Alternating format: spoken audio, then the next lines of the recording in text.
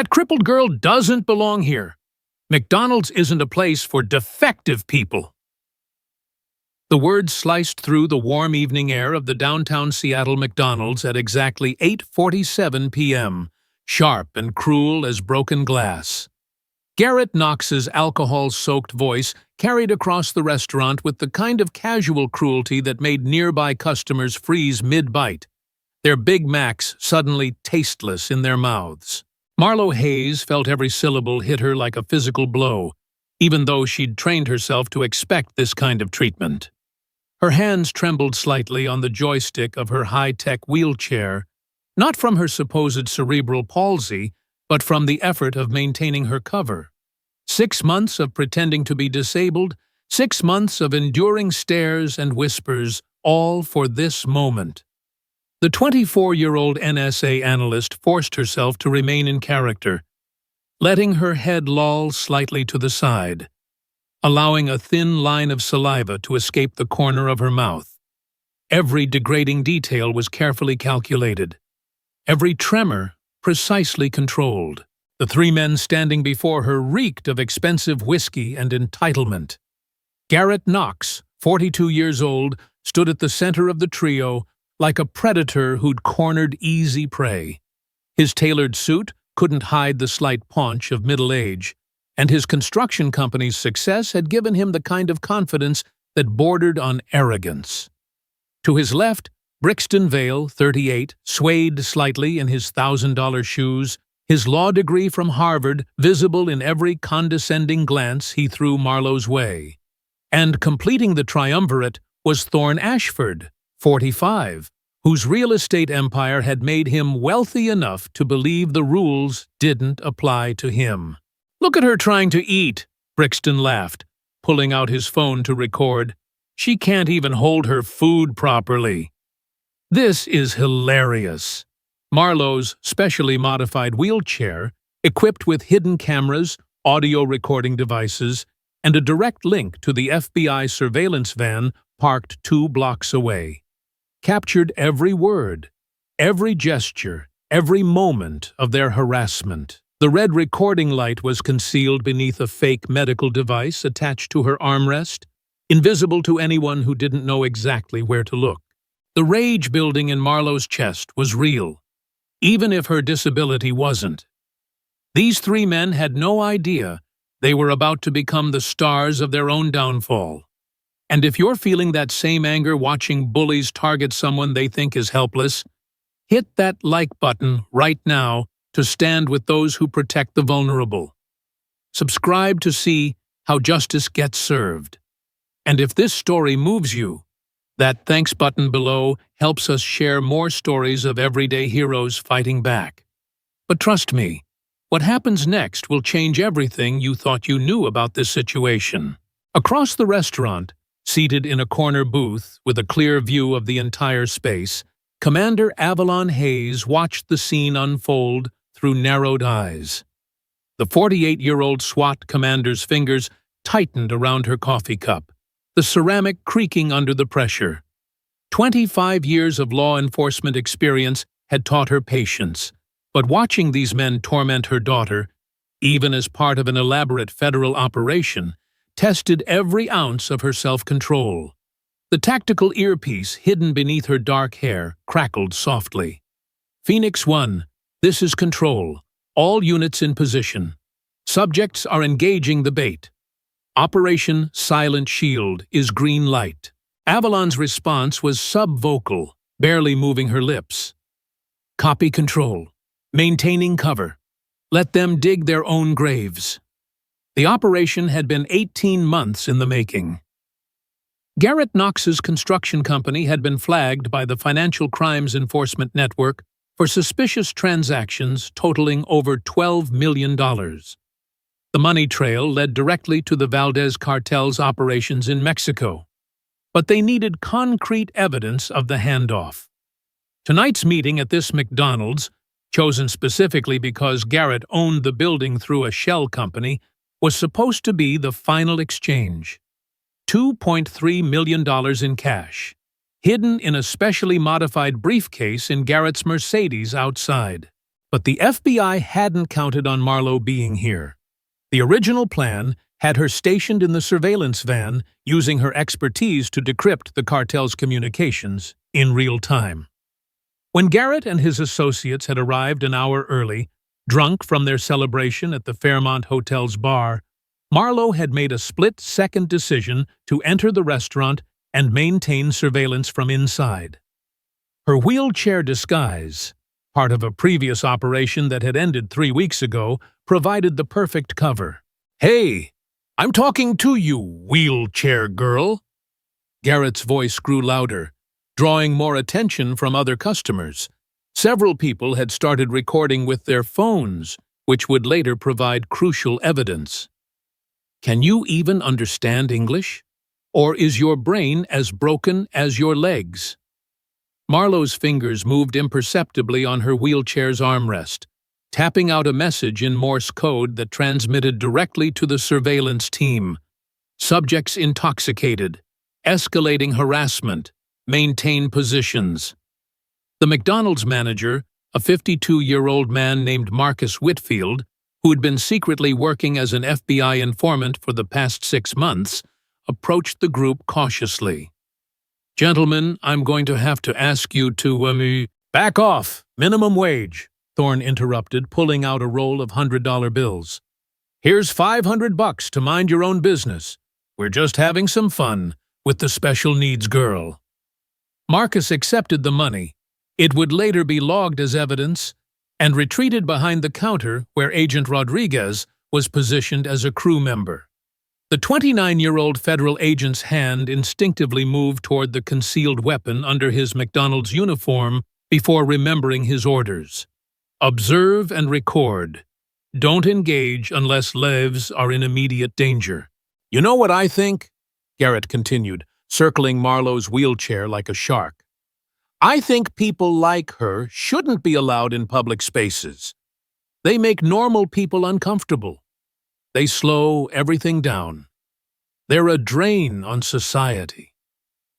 The irony wasn't lost on Marlowe.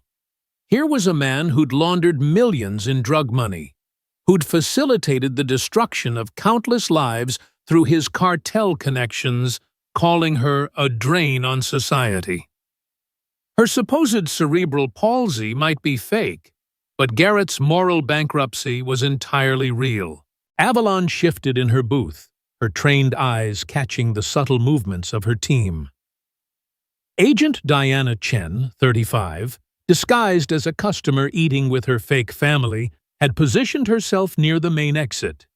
2 other undercover agents occupied strategic positions throughout the restaurant. The kitchen staff had been evacuated through the back entrance 10 minutes ago, replaced by FBI tactical team members waiting for the signal. "Please," Marlowe finally spoke, her voice deliberately slurred and difficult to understand. A performance that would have won Oscars if Hollywood gave awards for undercover work. "Just eat food."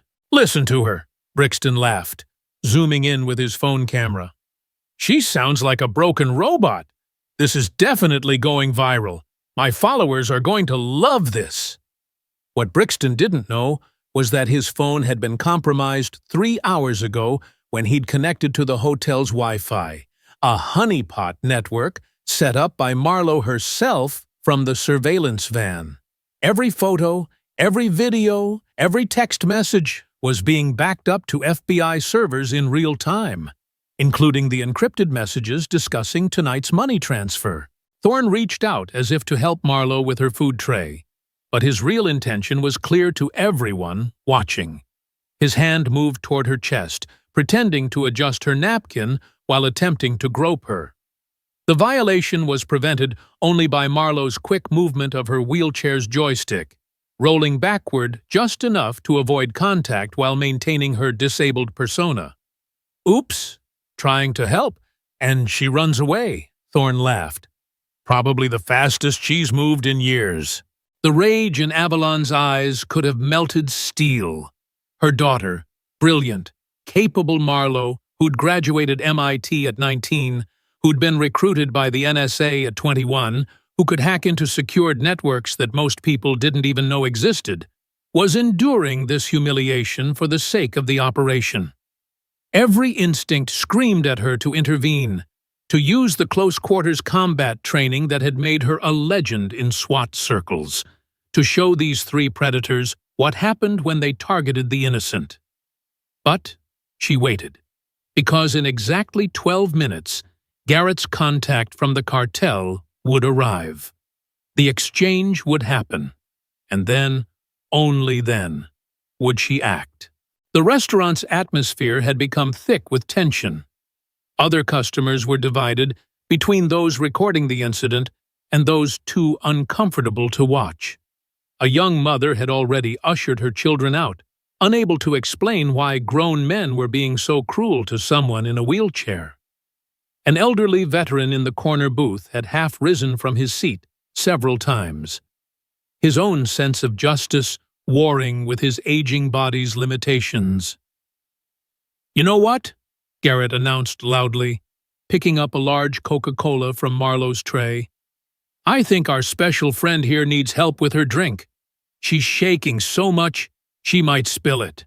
The next moment seemed to move in slow motion. Garrett raised the cup above Marlowe's head, his intention clear. 32 ounces of cold soda hovering over a young woman who appeared helpless to stop it. The recording phones of multiple customers captured the sadistic smile on his face, the anticipation of cruelty that defined him more than any business success ever could. Marlowe's eyes, the one thing she couldn't fully control in her performance, blazed with an intelligence and fury that Garrett missed in his drunken state. Her fingers found the emergency activation switch on her wheelchair's armrest, sending a coded signal to every agent in the operation. "Cover blown imminent. Prepare for early extraction." The Coca-Cola fell like a dark waterfall, drenching Marlowe from head to toe. The cold liquid soaked through her carefully chosen thrift store clothes, ran down her face, mixing with the fake saliva she'd maintained for her cover, pooled in her wheelchair's seat. The shock of it, even expected, made her gasp. The restaurant fell silent except for the drip, drip, drip of soda hitting the floor. And that's when Avalon Hayes stood up. The entire restaurant held its breath as this mysterious woman rose from her corner booth. Would you have stepped in at this point, or waited to see what she'd do? Drop a comment below with what you think should happen to these three bullies. The transformation was instantaneous and terrifying. The middle-aged woman who'd been quietly sipping coffee became something else entirely. A predator, recognizing other predators, a warrior selecting her targets. Her posture shifted from civilian casual to military precision. Her eyes, the same startling green as Marlowe's, locked onto Garrett with the kind of focus that preceded violence. "Step away from her," Avalon's voice carried across the restaurant with the authority of someone used to being obeyed in life-or-death situations. "Now!" Garrett, still riding the high of his cruelty, turned with an amused expression. "And what are you going to do about it, lady? Call the manager? I already paid him off. Call the cops? By the time they get here, we'll be gone, but—" "Mind your own, Toots." He never finished the sentence. Avalon moved with the fluid grace of someone who'd spent decades perfecting the art of controlled violence. In 3 seconds, she'd crossed the 15 feet between them. Her hand shot out, gripping Garrett's wrist in a lock that bent his arm at an unnatural angle, forcing him to his knees. The cup fell from his hand, adding to the puddle on the floor. "I said, step away," she repeated, her voice calm despite the violence of her action. Brixton and Thorne sobered instantly, their alcohol-fused brains struggling to process how their leader had been neutralized so quickly. Brixton raised his phone, whether to call for help or continue recording unclear, but Avalon's free hand knocked it from his grip with a precise strike that would leave his fingers numb for hours. "Federal agents, nobody move!" The shout came from Agent Chen, who'd abandoned her cover, her FBI badge now visible, weapon drawn but pointed at the floor. The other undercover agents revealed themselves simultaneously, transforming the McDonald's into a contained tactical situation. But the real shock was still coming. Marlowe's transformation was even more dramatic than her mother's. The trembling stopped. The slack expression vanished. She stood from her wheelchair with perfect balance, peeling off the soda-soaked wig to reveal her natural auburn hair pulled back in a tactical bun. Her supposedly paralyzed legs carried her with athletic grace as she pulled out her NSA identification. "Hello, Garrett," she said, her voice clear and strong, no trace of the slurred speech from moments before. "Special Agent Marlo Hayes, NSA Cyber Warfare Division, on loan to the FBI for Operation Silent Shield. You're probably wondering right now how badly you've miscalculated this evening." The look on Garrett's face, confusion, fear, and dawning realization mixing into an expression of pure panic, was worth every second of the 6 months she'd spent in that wheelchair. His eyes darted between Marlo standing tall and confident, Avalon still controlling his wrist with minimal effort, and the FBI agents who'd surrounded them. "This is entrapment," Brixton tried to protest, his legal training kicking in despite his intoxication. "You can't—" "Actually, we can," Agent Rodriguez interrupted, having abandoned his McDonald's uniform cap to reveal his federal credentials. "You see, Mr. Vale, we weren't here for your harassment of a disabled person. That's just bonus charges we'll be adding to your federal indictment. We're here for the $2.3 million in cartel money sitting in Mr. Knox's Mercedes outside." The blood drained from all three men's faces simultaneously. "That's right," Marlo continued, pulling out a tablet that displayed real-time surveillance footage from Garrett's car. "The briefcase with the hidden compartment. The one you were supposed to hand over to Valdez's lieutenant in approximately 8 minutes. The one that's been under FBI surveillance since you picked it up from the warehouse this afternoon." Garrett's mouth opened and closed like a fish out of water. "How did you know about your meeting?" Avalon finished for him, finally releasing his wrist and letting him collapse fully to the soda-soaked floor. "We've known about it for 3 weeks. Every text, every call, every email. My daughter here," she gestured to Marlo with obvious pride, "cracked your encryption in less than 4 hours. Turns out using your birthday as part of your password wasn't your smartest move." The sudden commotion at the restaurant's entrance drew everyone's attention. A Hispanic man in an expensive suit had walked in, taken one look at the FBI agents with their weapons and badges visible, and immediately turned to leave. He made it exactly 2 steps before the tactical team that had been waiting in the kitchen emerged, blocking his escape. "Mr. Vargas," Agent Chen called out. "Perfect timing. We were just discussing your money." The reality of their situation crashed down on Garrett, Brixton, and Thorne like a physical weight. This wasn't a random encounter. They hadn't stumbled upon a vulnerable target for their drunken amusement. They'd walked into one of the most elaborate federal sting operations in Seattle's history. The best part?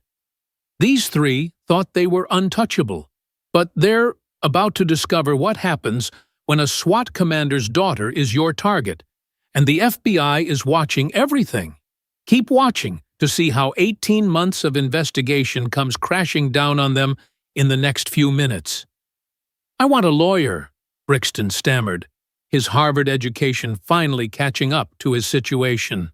"You're going to need one," Marlo replied, scrolling through her tablet. "Let's see what we have here.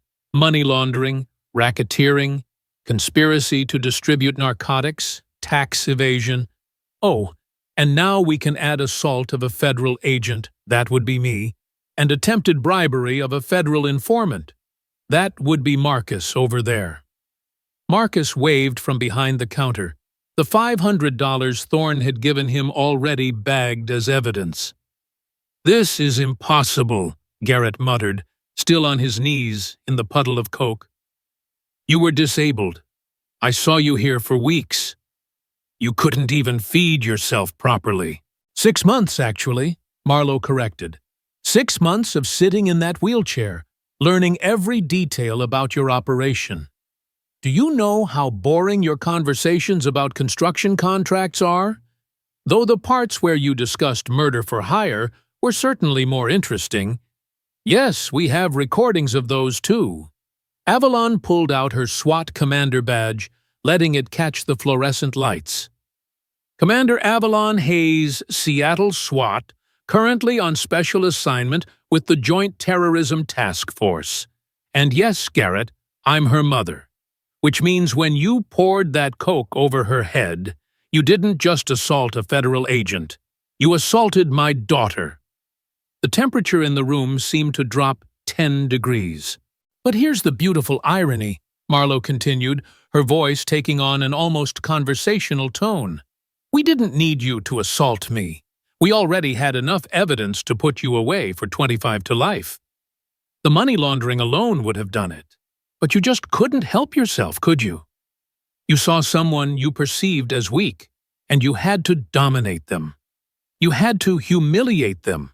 You had to prove you were powerful." She gestured to the multiple customers still recording with their phones. "And now, thanks to all these witnesses and their videos, you've given us assault charges, hate crime enhancements, and enough public embarrassment that no jury in Washington state will show you an ounce of sympathy. Your lawyers, assuming any will take your case after this goes viral, will be playing damage control from day one." Agent Rodriguez approached with zip-tie restraints. "Garrett Knox, Brixton Vale, Thorne Ashford, you're under arrest. You have the right to remain silent." As the Miranda rights were read, Marlowe returned to her wheelchair, not to sit in it, but to retrieve something from a hidden compartment. She pulled out a small device, no bigger than a car key fob. "Want to know the best part?" she asked the 3 men who were now being restrained. "This wheelchair isn't just a prop. It's a mobile surveillance station worth more than your Mercedes outside, Garrett. Every conversation you've had within 50 feet of me for the past 6 months has been recorded in crystal-clear audio. Every phone call you've made while I was doing my disabled girl routine nearby has been intercepted and decoded." She pressed a button on the device, and Garrett's voice filled the restaurant from hidden speakers in the wheelchair. "The Mexicans want their money by Thursday. If we don't deliver, they'll send cleaners. You know what that means." Then Brixton's voice. "I can make the federal investigation go away. I have judges who owe me favors." And finally, Thorne. "The property on Riverside is perfect for the new lab. Nobody will suspect a medical building." 6 months of evidence, Marlowe concluded, tucking the device back into the wheelchair. All because you couldn't resist making fun of a disabled girl at McDonald's.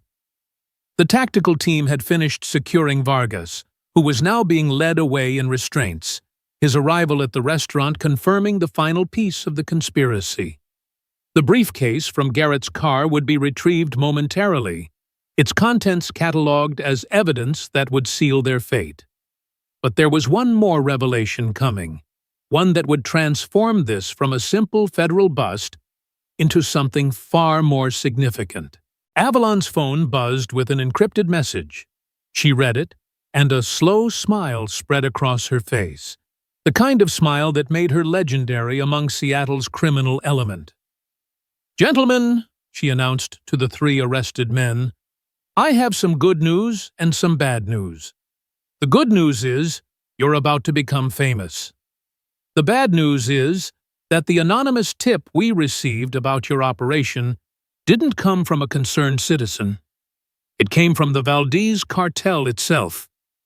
The shock on their faces was absolute. "That's right," Marlowe picked up the narrative thread.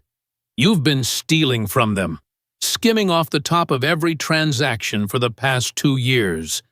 They found out 6 months ago, and decided that instead of killing you themselves, too messy, too much attention, they'd let the FBI do their dirty work.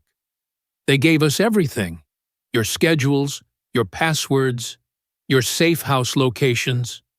You weren't just caught in an FBI sting. You were sacrificed by the very people you thought were your partners. Garrett's face had gone from red to white to an unhealthy gray. No, they wouldn't. Check your phone, Avalon suggested. Oh, wait, you can't. Your hands are tied. Agent Chen, would you mind? Agent Chen pulled Garrett's phone from his pocket, holding it up so he could see the screen. A text message had arrived 2 minutes ago, from a number Garrett clearly recognized based on his expression. Chen read it aloud. You were warned about skimming. Enjoy federal prison, if you survive it. The complete collapse of Garrett Knox, construction mogul, money launderer, and bully, was swift and total. His legs gave out, requiring Agent Rodriguez to support him to prevent him from falling face first into the coke puddle he'd created. 23 customers recorded your assault on me, Marlowe informed them, gesturing to the people still filming. By tomorrow morning, you'll be trending on every social media platform. By tomorrow afternoon, every news outlet in the country will be running the story. 3 successful businessmen arrested for federal crimes after assaulting a disabled woman at McDonald's. Except plot twist, she wasn't disabled, and she was actually a federal agent. She paused, letting the full weight of their situation sink in. Your businesses will be seized under RICO statutes. Your assets will be frozen. Your families will be investigated for potential involvement. Your country club memberships will be revoked. Your political connections will abandon you. Your lawyers will bill you hundreds of thousands of dollars for a defense that will ultimately fail, because we have 18 months of evidence meticulously catalogued and verified. Brixton finally found his voice. This isn't legal. You can't. Actually, everything we've done is completely legal, Avalon interrupted. Surveillance warrants signed by federal judges. Undercover operations approved by the Justice Department. Every procedure followed to the letter. You see, Mr. Vale, when you're dealing with national security issues and cartel money laundering qualifies, the rules are quite flexible. Your Harvard law degree should have taught you that. The sound of sirens outside indicated that the marked units had arrived for transport. The 3 men would be separated, taken to different federal facilities to prevent any coordination of their stories. Not that it mattered. The evidence against them was overwhelming. As they were being led out, Garrett turned back one last time. You ruined my life over nothing. A victimless crime. Nobody got hurt from what we did. Marlowe's expression hardened. Victimless? The drugs that the cartel bought with your laundered money killed 17 teenagers in Tacoma last month. Fentanyl-laced pills that they thought were Adderall. 17 kids, Garrett, dead. Because you needed another yacht. The gravity of Marlowe's words hung in the air as Garrett was dragged toward the exit, his expensive shoes sliding through the Coca-Cola puddle he'd created. The other customers in the McDonald's remained frozen, their phones still recording, capturing history in real time. This wasn't just dinner and a show. This was witnessing the complete dismantling of 3 men who'd believed themselves untouchable. Thorne Ashford, who'd remained relatively quiet during the arrest, suddenly broke his silence. Wait! I can give you information. Bigger fish. I know about operations in Portland, San Francisco. I can testify. Agent Chen paused, looking to Avalon for guidance. The SWAT commander approached Thorne with measured steps, her boots splashing through the spilled soda with deliberate intimidation. Mr. Ashford, you're about to learn something about federal prosecutions, Avalon said, her voice carrying the weight of absolute authority. We don't need your cooperation. You see that surveillance van outside? The one you walked past without noticing for 6 months?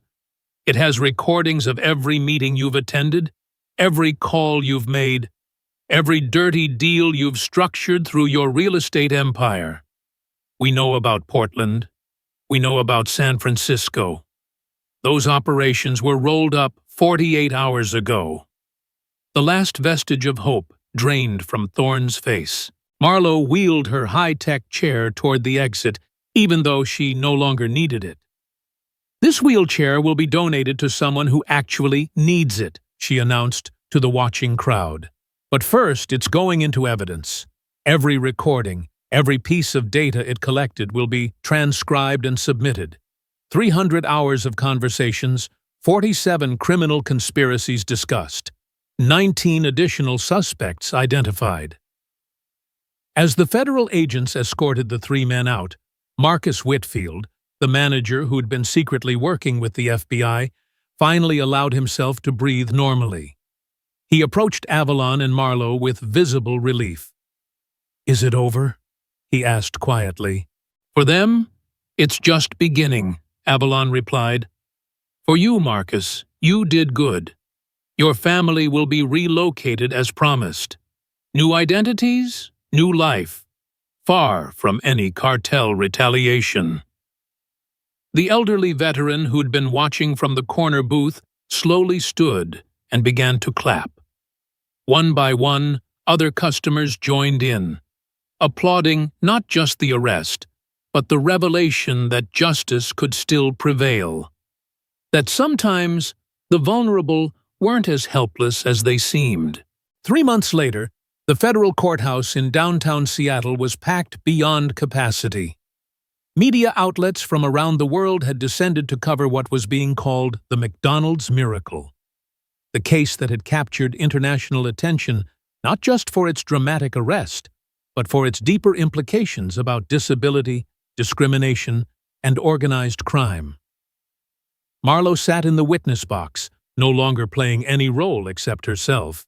She wore a crisp navy suit, her NSA badge visible, her posture reflecting the confidence of someone who'd spent weeks preparing for this moment. Across the courtroom, Garrett Knox, Brixton Vale, and Thorne Ashford sat in orange jumpsuits, their expensive lawyers unable to hide the defeat already written on their faces. "Agent Hayes," the federal prosecutor began, "can you describe for the court the extent of the surveillance operation?"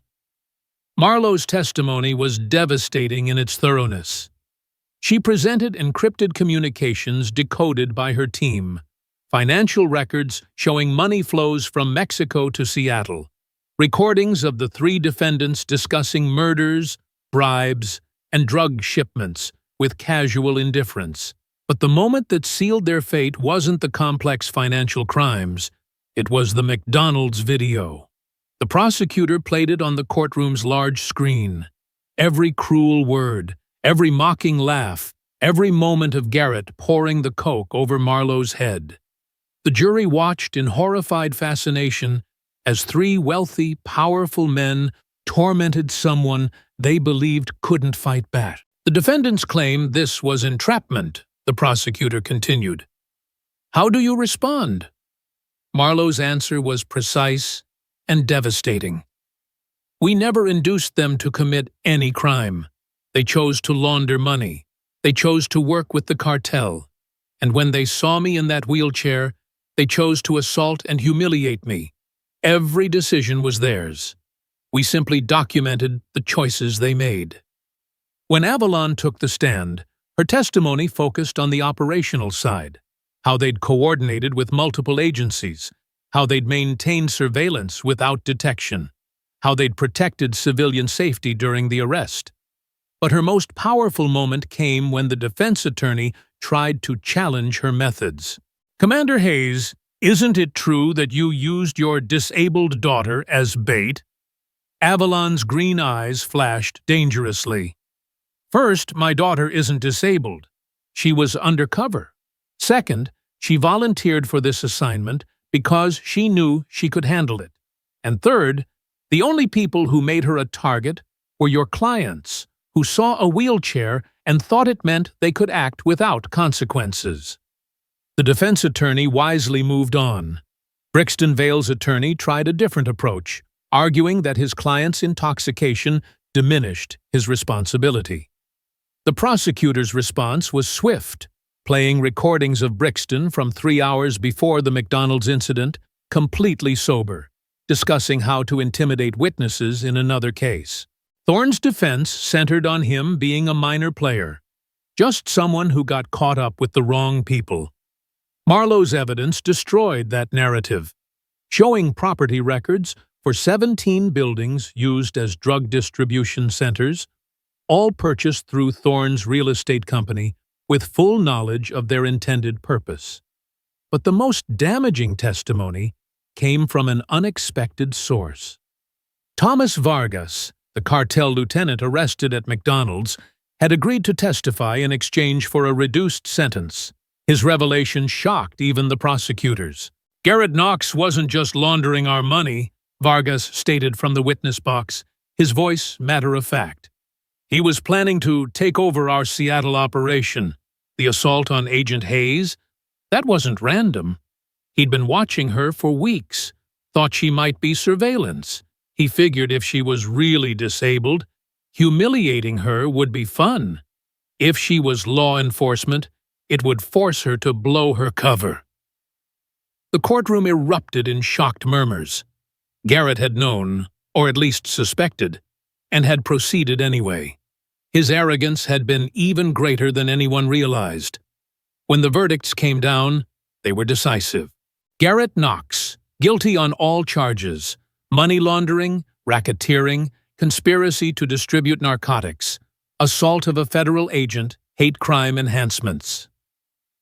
Sentence: 25 years federal prison, no possibility of parole for 15 years. Brixton Vale, guilty on all charges. Additional charges for obstruction of justice and witness tampering from other cases uncovered during investigation. Sentence: 20 years federal prison. Thorne Ashford, guilty on all charges. Properties seized under RICO statutes, valued at over $30 million. Sentence: 18 years federal prison. As the judges read the sentences, Marlowe noticed Garrett's family in the gallery. His wife, who'd filed for divorce the day after his arrest.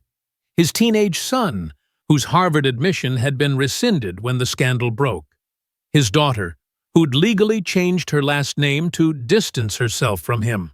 The collapse was complete, not just legal and financial, but personal and social. 2 weeks after the trial concluded, McDonald's corporate headquarters announced something unprecedented. They were creating the Marlowe Hayes Foundation for Disability Advocacy, funded with $5 million, to support disabled individuals facing discrimination and to promote accessibility in all their restaurants worldwide. The ceremony was held at the same downtown Seattle McDonald's where everything had happened. The Coca-Cola stains had long been cleaned, but the memory of that night remained vivid. Marcus Whitfield, before entering witness protection, had insisted on one last event at his restaurant. Marlowe arrived in a regular car this time, no wheelchair needed. She wore civilian clothes, jeans and a t-shirt that read, "Underestimate me, that'll be fun." Avalon stood beside her, out of uniform, but still carrying herself with the unmistakable bearing of command. "6 months in a wheelchair taught me something," Marlowe said to the gathered crowd, which included disability advocates, law enforcement officials, and media. "It taught me how casually cruel people can be to those they perceive as weak. But it also taught me about the incredible strength of the disability community. Every day, millions of people navigate a world that wasn't built for them, facing challenges that most of us can't imagine, and they do it with grace and determination that puts the rest of us to shame." She paused, looking directly at one of the cameras broadcasting the event live. To anyone watching who's ever been mocked for being different, who's ever been told they don't belong, who's ever been treated as less than human because of a disability, real, or perceived, know this: you are seen, you are valued, and sometimes, just sometimes, justice does prevail. The applause was thunderous, but Marlowe wasn't finished. The three men who were convicted thought strength meant dominance. They thought power meant the ability to hurt others without consequence. They were wrong. Real strength is my friend Jennifer, who actually has cerebral palsy, getting her doctorate despite people telling her she couldn't. Real power is the disability rights activists who fought for decades to get the ADA passed. Real courage is facing a world that often seems hostile to your very existence and choosing to participate anyway. After the ceremony, Avalon and Marlowe sat in the same corner booth, where Avalon had watched the assault unfold. The restaurant was quiet now, the lunch rush over, just a few customers enjoying their meals in peace. "You know there's going to be another operation," Avalon said quietly. "The cartel's Seattle network is broken, but there are others: Portland, Vancouver, Spokane." Marlowe nodded, sipping her coffee, from a cup, not through a straw this time. "Operation Silent Shield Phase 2. I've already seen the briefings. They want you to lead the cyber division, full operational control. And they want you to head the tactical response team." They sat in comfortable silence for a moment, mother and daughter, warriors in their own right, contemplating the battles ahead. "Do you regret it?" Avalon asked. 6 months of your life, pretending to be someone you're not?" Marlowe considered the question carefully. "Every time someone was cruel to me because they thought I was disabled, it broke my heart a little. Not for me, but for everyone who faces that treatment without the option of standing up and revealing it was all an act. So no, I don't regret it. Those three men are in prison, but more importantly, their case has started conversations about disability discrimination that needed to happen." A young woman in an actual wheelchair entered the restaurant then, navigating to the counter with practiced ease. The staff treated her with respect and patience, taking her order without condescension or pity. Small progress, but progress nonetheless. Garrett Knox thought he was untouchable, Avalon mused. 25 years in federal prison will teach him otherwise. "It's not enough," Marlowe said quietly. 17 kids died from the drugs his money helped distribute. Their families will never get justice, not really. Garrett's in prison, but those kids aren't coming back. "No," Avalon agreed. "But how many kids won't die because we stopped this operation? How many families won't be destroyed? We can't undo the past, but we prevented a future that would have been much worse." As they prepared to leave, Marcus Whitfield emerged from the back office one last time before entering witness protection. He handed Marlowe an envelope. "What's this?" she asked. "Letters," Marcus replied, "from people all over the world who saw what happened here. Parents of disabled children, disabled veterans, people who've faced discrimination. They wanted to thank you." Marlowe opened one at random. It was from a 12-year-old girl with muscular dystrophy. "Thank you for showing that being in a wheelchair doesn't make us weak. And thank you for showing that the real disabilities are cruelty and ignorance." The weight of those words, the responsibility they carried, settled on Marlowe's shoulders like a mantle she would wear for the rest of her life. As they walked out of the McDonald's for what might be the last time, Avalon put her arm around her daughter. "Your father would have been proud," she said softly. Marlowe leaned into her mother's embrace.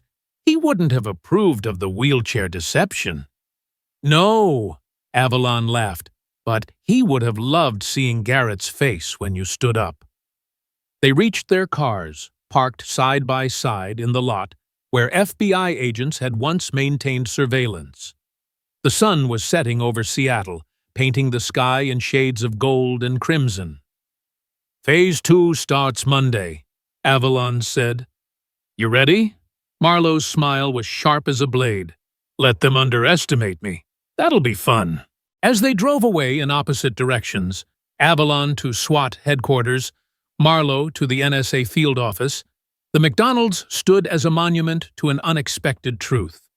Sometimes justice comes with a side of fries. Sometimes the weakest-looking person in the room is the strongest, and sometimes, just sometimes, the bullies get exactly what they deserve. The Marlowe Hayes Foundation would go on to help thousands of disabled individuals fight discrimination. Garrett Knox would serve every day of his 25-year sentence. Brixton Vale would be disbarred. Thorne Ashford would watch his empire crumble. The proceeds going to drug rehabilitation programs. But perhaps the most lasting impact was the video, still circulating years later, of 3 drunk men mocking a disabled girl at McDonald's, never knowing they were writing the final chapter of their own freedom with every cruel word. The message was clear: never judge someone by their apparent weakness, because sometimes the person you're stepping on is the one holding the keys to your jail cell.